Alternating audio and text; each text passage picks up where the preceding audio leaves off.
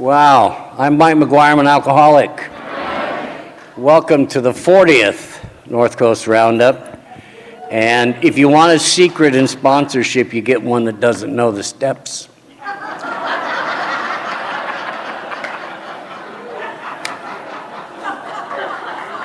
Just saying. Not judging, just reporting. So somebody asked me today if I was nervous, and I said, no, I don't think I'm nervous. I'm a little melancholy, I guess. As Kenny mentioned, I am the last surviving founder of the North Coast Roundup. And I'm going to give you a little history of the North Coast Roundup, because I'm sure that's why they brought me here. They do not want to hear my story. But you're going to hear my story. So I want to thank the committee. I want to thank all the committees. From day one. I'm going to tell you how this, yes. I'll give you a little bit of how this started. But there was a lady here last year, I attended last year, and there was a lady here last year who was in Bellevue at the winter holidays when this all began. My late wife Marcia and I were up there. We had opened up a little treatment facility here called Serenity by the Sea. Zan refers to it as Insanity by the Sea. Could have been. But anyway, we went up to something called Winter Holidays in Bellevue, Washington. And it had quite a following, and we were there, and my wife, because we had just moved to Seaside, my wife looked at me and said, I think we should do this in Seaside. I went, oh, okay. So she said, she went out to the bank of telephones. This is before cell phones. She went out to the bank of telephones. She called the convention center lady at home. She said, when do you have convention center available? And they said the first week in April. She then went to Terry the Taper at the time, Terry Martin, and she called him at home and said, when can you be there? The first weekend in April. He said, I'll do it for you, Marcia. And he came then. So we had 90 days. I think Woody Blair was up there with us and her husband, Bud. We had 90 days to come back and put the first roundup together. Now, we had 6 people on the committee, and like Kenny said, he was one of them, and I think his dad was one of them. Of course, I was the gopher. Marcia was the boss. And we had a few others. Well, during the treatment, and we had some people in treatment, so they automatically were volunteered to be on the committees. Nothing with sharp objects, just stuffing envelopes. So we had 90 days to put it together, and we had Diamond Dip, fundraisers, we had all that, because we didn't have any money. I think Marcia and I put in $100, and probably Kenny's dad put in $100, and that's how this all got started. And we had planned for 150 people. And the only way we got it out was the word of mouth. And time came around, and we showed up, and we registered 350 people.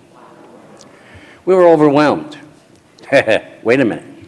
The second year, we planned on 750 people. 1,500 people showed up.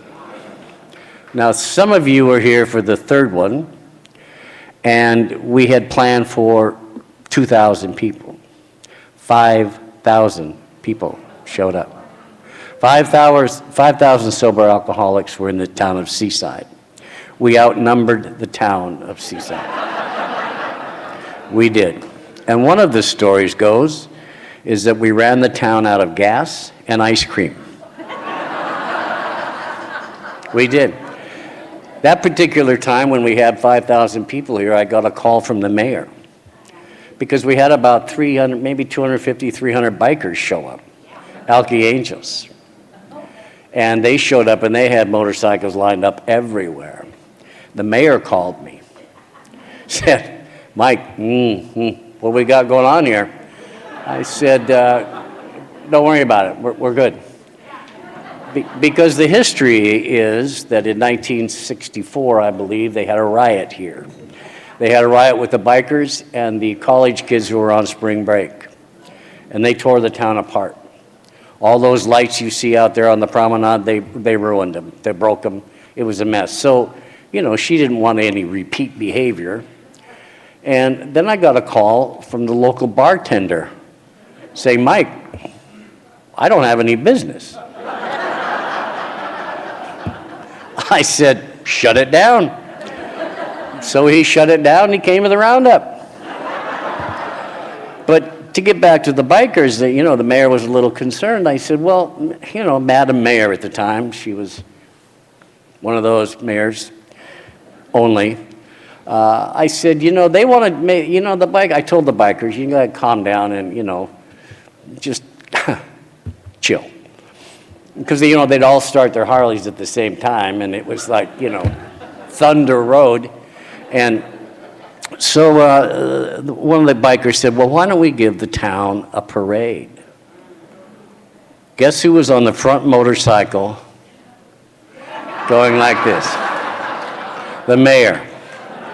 The mayor was on the front motorcycle waving her little hand, and everything turned out fine. And those Alki Angels came down for years. Now, I'm going to give you a little history. About 3 weeks ago, I called the Chamber of Commerce. I wanted to know the influence and the impact that the North Coast Roundup had on this little town, sleepy town at the time. None of these hotels were here.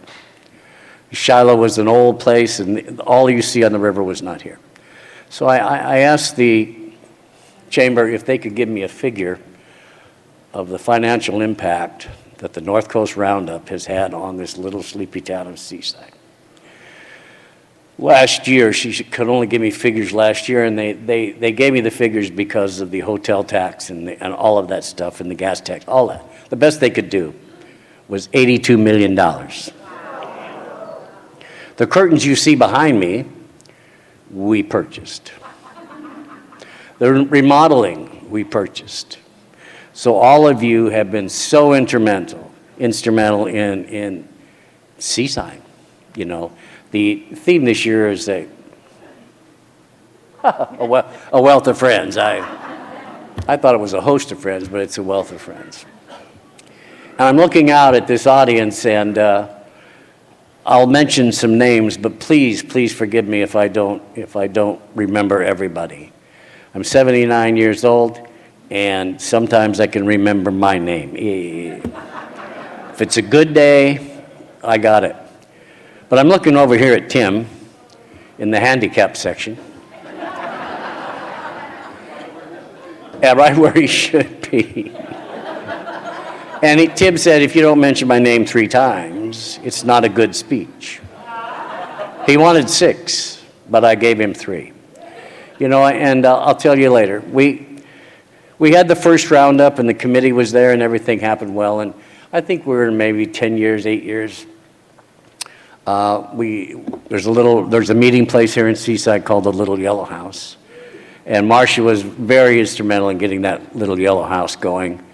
And it's still going, I believe. And that's over 40 years. And I'd be lapsed if I didn't give you my sobriety date. My sobriety date is January 3rd, 1978. And they kept moving the goalposts for old timers. First it was 10 years, and I got 10, and they said, no, we moved it to 20. So I said, okay, well, and then they moved it to 30. I get to 30, and no, you're still a newcomer.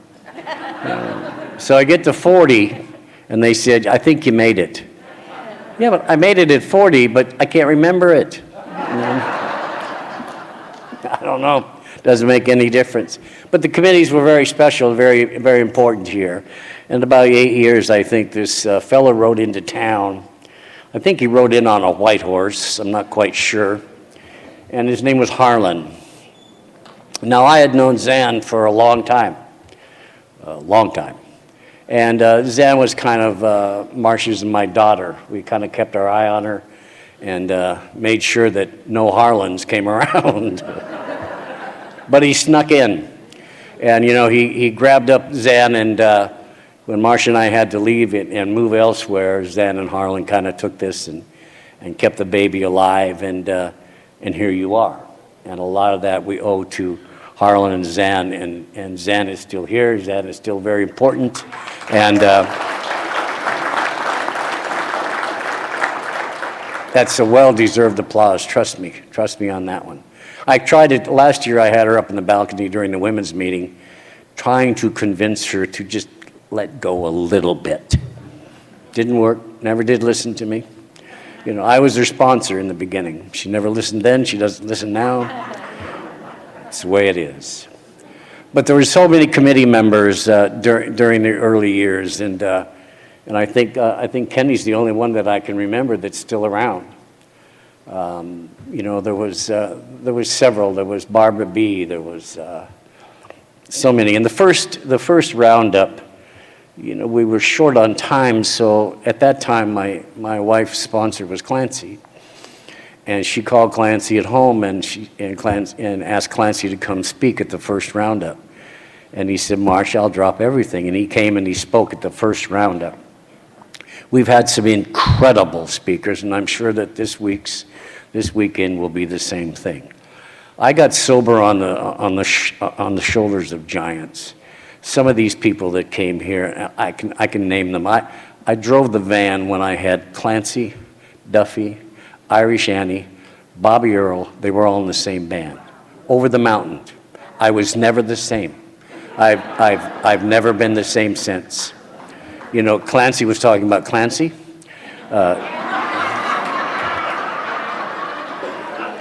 Duffy was talking about Clancy.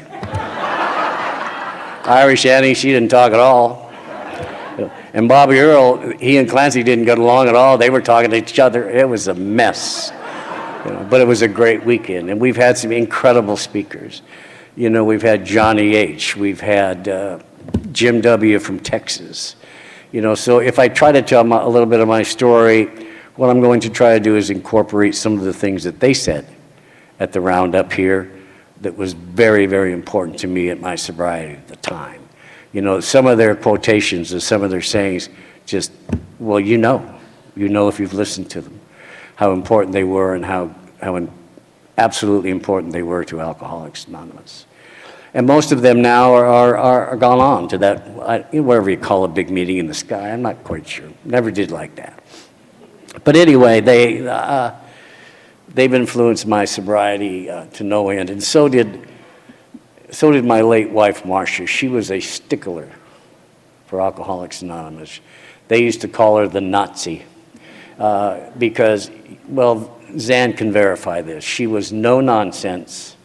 Don't want to talk about it if it's not in the book, and on and on. She was a big book thumper.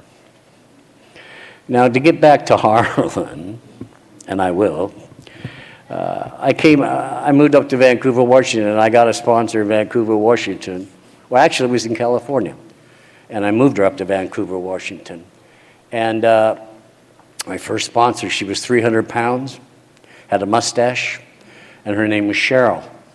Now, Cheryl was no nonsense. Cheryl was a big book thumper, and Cheryl's favorite chapter was Keys to the Kingdom. So Cheryl moved up to Vancouver with me when I moved up and got married to Marcia, and she lived there. And when Harlan came to town, Harlan pulled me aside and said, "I've got something for you from your late sponsor." She had passed away. And I said, "What's that?" She said, "The key she promised you." And she gave me a key for Keys to the Kingdom. And Harlan and Zan, I do believe, have started a meeting here on Sundays called the Renegade Meeting. And for your anniversary, they give you a key, the Keys to the Kingdom. You know, so that's how my sobriety was influenced by so many people. So many people have influenced me. Some good, some bad, some indifferent. You know, I was told early on, listen to what you want, you know, keep some of the stuff and then let the other stuff go. And as I get older and older, I let a lot of it go. You know, I've been through many of the controversies in Alcoholics Anonymous. You know, I've been through the adult children thing. I've been through not allowing a certain class of people in. I've been through the separatist meetings, you know, and I've held every position in Alcoholics Anonymous service-wise. I went to the bathroom one time and came back at GSR. That's how it works. At least it did here. You know, when we moved here, there wasn't much sobriety. I think there were 2 meetings a week, and it was held at a person's home. Doc John, I think, held one, and I think we had one up at the hospital. So there wasn't much sobriety. So when we started the roundup, we figured that Portland would be the biggest support, but it turned out no. The Northwest was the biggest support. Seattle and the state of Washington was the biggest support. There you go. I don't know what happened. They just couldn't make it over the mountain, I guess. I don't know what happened. But there also was a person in Portland who really kind of generated the Portland contingency, and his name was Lenny Z. And Lenny and his wife, Pat, were extremely important. Lenny and my late wife, Marcia, got to sober at the same time, in the same meetings in Portland. And he was very, very vital in this roundup. I think he spoke here a couple times, maybe once, I don't know. I spoke here last in 1987, and you're seeing why. But yeah, 1987, and somebody had a tape, and I tried to listen to it, but it was so full of bullshit, I couldn't get through it. I could not get through it, you know. And I'll mention some of my friends because I want to do this. You have no choice. I'm going to do it. My friend, well, of course, Zan is sitting here. Dale's back here somewhere. Dale saw me outside and said, there he is, right there. Dale said, I'm going to stand up every time I tell a lie. I told him just to continue to stand up because it's probably what you're going to get. And my friend Tim. Tim is over here, and Mike B. Tim is my Eskimo. And I kind of mean that literally, if you remember the Bob Earl, the Eskimo story. Anyway, Tim is my Eskimo, and he's from Alaska, and he used to call me Dad. We look alike, don't we, Tim? Yeah, there we go. We look alike. You'll see Tim outside. He'll have blue sunglasses on, and I don't know what else. But Tim used to refer to me as his dad. I think Tim was at one of those fishing expeditions we went on, and Tim has been very close to me all that time. There's so many people in this room who are very important to me. And when I found out that the theme of the roundup, it couldn't be any closer to me. Like I said, I got sober in 1978 in a little town in California called Manteca. If you've been there, I'm glad you're gone. I'm glad you got through it. But it was in the valleys, in the Sacramento Valley down by Stockton. And it's, at that time, it was just a little cut out in the wall, and now it's become a bedroom community for San Francisco. But I was there, and I wasn't doing too well. I got to Alcoholics Anonymous by way of the judge, the nudge from the judge. And this judge was very important in my life. I was on my way, I have no idea where I was on my way to, but I ran into a car. I T-boned a car that had just dropped off their children at a daycare. And the cop came up behind me and said, "Where do you think you're going?" I said, "I'm going to an Alcoholics Anonymous meeting." And he said, "Not today. Not today, you're not." Well, I went to jail, and you're waiting to get out of jail. You go before the judge, waiting to see what he's going to do, what your sentence is going to be. I bailed out and got in a fight with a bail bondsman, and then I got thrown back in again. It was not a good day. I went home, and my wife had cleaned out the house and taken my dog. I was upset about the dog. So I'm up before the judge, and the judge has got other people there waiting. We're in a little row of seats. And he said, "Everybody who's here for their third DUI, stand up, get a quarter from the bailiff, go out to the bank of phones, and call and tell your people that you won't be home for a year." So the next thing he says, "Those of you who are here for your second DUI, get a quarter from the bailiff, go out and call your loved ones and tell them you will not be there for 6 months." So I'm waiting. I don't like where this is headed. I'm not happy here. And he got up and he said, those are here for your first DUI. He said, I'm going to sentence you to 90 meetings in 90 days of Alcoholics Anonymous, and if you don't do it, you'll get a year. I weighed that. I weighed that decision because I had heard about Alcoholics Anonymous. I'm going, a year? Anyway, so I went to Alcoholics Anonymous, and that's where I met Cheryl. And my first meetings of Alcoholics Anonymous were sit down and shut up meetings. That means I had nothing to say. Cheryl told me, she said, when they get to you, you stand up and tell them your name and you're an alcoholic because that's all you know. After that, you don't know anything. Well, I thought I knew everything, but I didn't know anything. So she would take me to meetings in downtown Stockton, and it was August, and it was hot in the valley. And I remember it well because we sat around this big, long table. And she said, you go sit over there. I said, where? Over there by that woman who's knitting a sweater. And the guy over there who's talking about his duck. So for about 3 months, I got to sit between the woman who's knitting a sweater and the guy who was talking to his duck. I found out that she was knitting a sweater for the duck. I didn't know. I didn't know. I didn't know. But that's the row I got to sit in. And I had to sit in the front row. I said, why do I have to sit in the front row? She says, that's where the dummies sit. You sit there because you need to hear things. I said, oh, okay. So that went on and I stayed sober. And Cheryl, she didn't have much, you know, they say find a sponsor who has what you want. Cheryl didn't have much. When I met her, she lived in this one bedroom shack with her 2 crazy kids. And she ran an extension cord from her neighbor's house because she had no electricity. She ran a water hose from the other neighbor's house because she has no water. So she didn't have a whole lot that I wanted.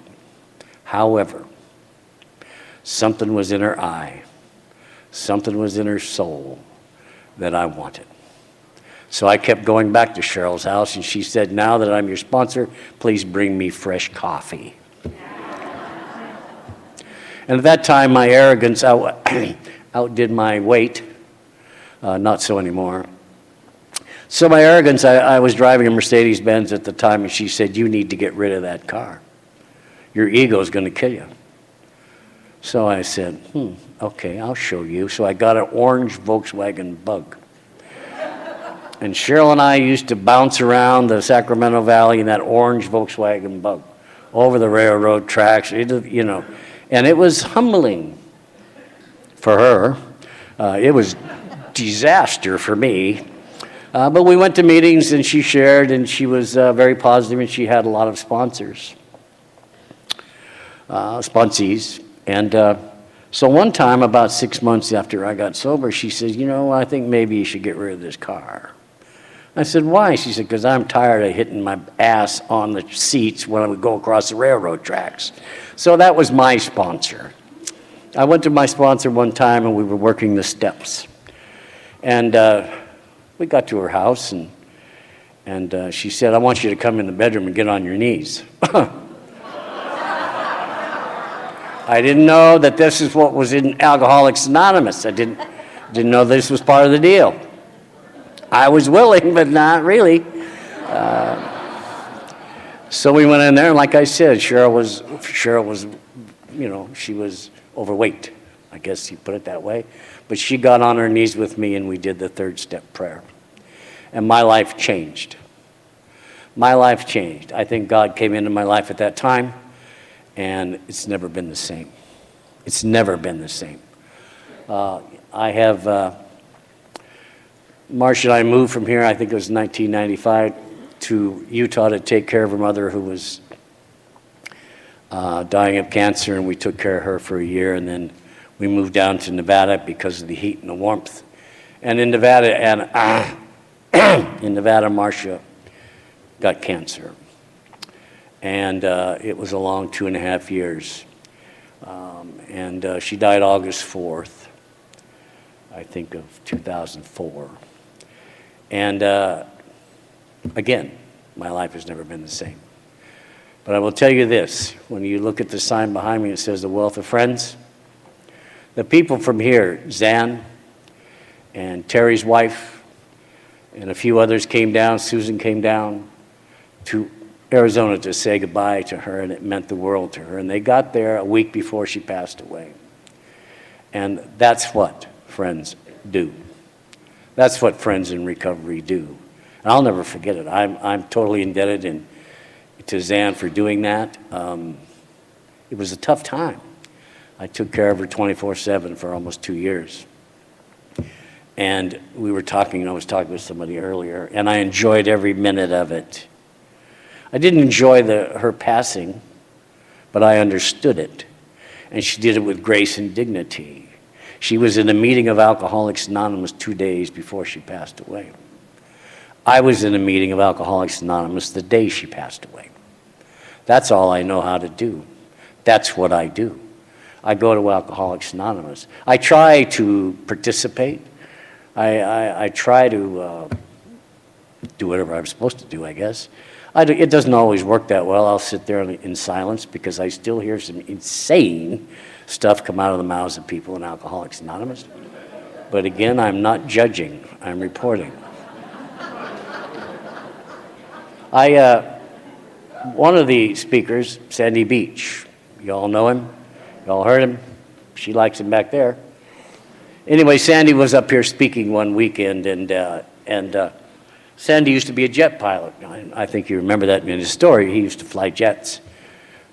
Think about that for a minute. And then they put him in the control tower. Think about that one for a minute. But anyway, Sandy was up here, and at the time, I had an airplane, Cessna 421, and I kept it out in Astoria. And I asked him, I said, "Do you want to go fly a little bit?" He said, "God, can we?" I said, "Yeah, sure can, yeah." So I think he was a Saturday night speaker. So about Saturday afternoon, we go out and we crank up the airplane, and I take off, and we're flying down the coast down toward Newport and Lincoln City, and it's a beautiful day, just crystal clear like it is today. And I said, "You want to fly it?"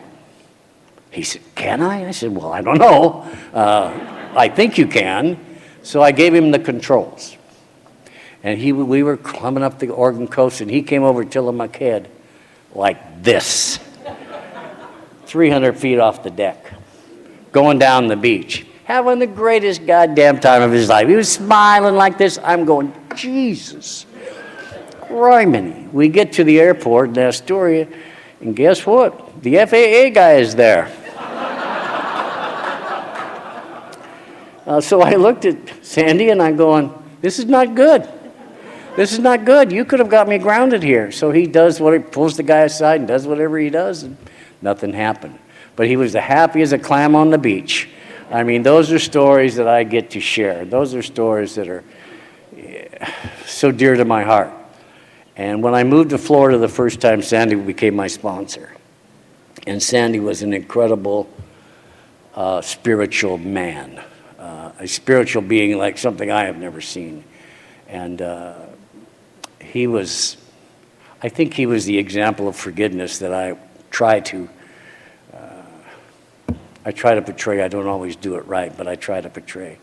But Sandy was important to me. Clancy, of course, was Clancy.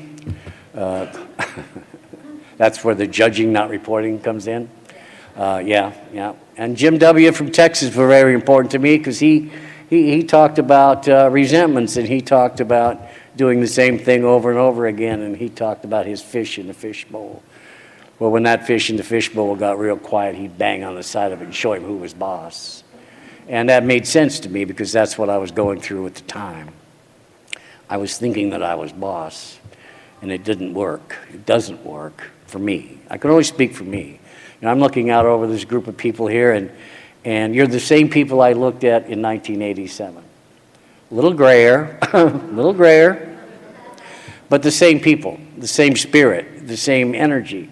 And it's an incredible gift that I was given to be in this room with you. I was up there the other night, or last night, I guess. I was up in the balcony just kind of sitting there looking over at this and reminiscing and getting modeling, of course. And some lady came by and she said, "Boy, this is quite a legacy you have here." And I thanked her, and then she walked by, and I thought to myself, this is not my legacy. This is not. This is your legacy. The North Coast Roundup is your legacy. You made this happen. I just happened to be at the right place at the right time, or maybe the wrong time. I don't know. But this is your legacy. This is your Roundup, and you've supported it so dramatically and so great all these years. And when they asked me to come up and speak, I know they wanted me to tell you the history. I want to thank the committee who voted to have me come up, and I want to thank the committee who voted me not to come up here. There are a few. I won't name them. I could. I won't name them. I've changed. I've changed. Yeah. Yeah. But I'll tell you what, I've also, when you look behind me and you see the theme of the Roundup, a wealth of friends, I've had people travel with me up here this weekend from Florida. Over here is my friend Jennifer, and my friend Elizabeth, and my friend Gail, who puts up with Jeff. And that's what the wealth of friends is. My wife could not attend. They asked me where I live, and I say, I live in Florida right now in my car. Because we bought a house in Alabama. There is no step two in my life. We bought a house in Alabama, and the reason we bought this house is because it's like a compound, and we're bringing my granddaughter and her baby down to live in this place and getting close to family. You know, I'm 79. This is probably my last Roundup. You know, I sound like the old Western guy up on the hill. It's my last goddamn Roundup. You know? But, you know, traveling's hard for me, and so my wife insisted that I have babysitters.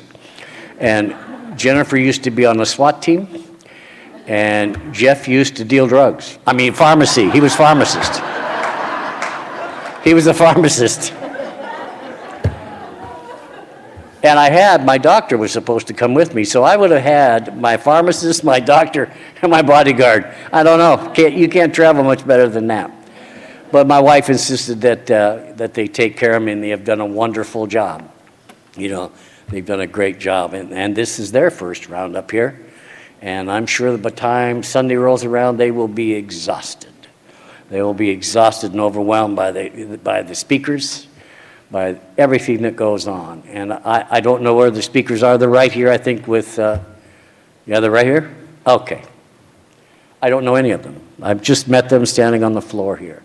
But I'm going to tell you what, they're in an elite group of speakers that come to Seaside, Oregon.